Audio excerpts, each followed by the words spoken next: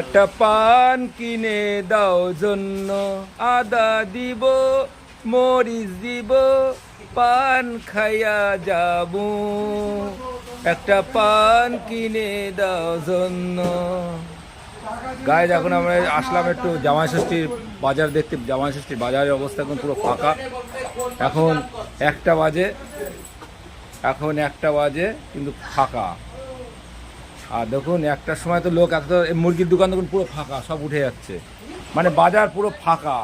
মানে জামাই ষষ্ঠী কেমন চলছে? তাহলে জামাইরা এবার কি কেনাকাটা খাবে না নাকি? মাংস কিনবে না নাকি?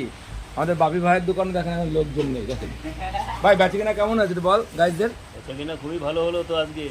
ভালো হয়েছে? হ্যাঁ ভালো হয়েছে। এখন কিন্তু গরমের জন্য জামাইরা আসতে পারছে না, ঠিক আছে? আর ভালো থাকবেন, সুস্থ থাকবেন, আর ছোটো ছোটো ব্লগদের ইউটিউবটা সাবস্ক্রাইব করুন আর ফেসবুকটা ফলো করবেন।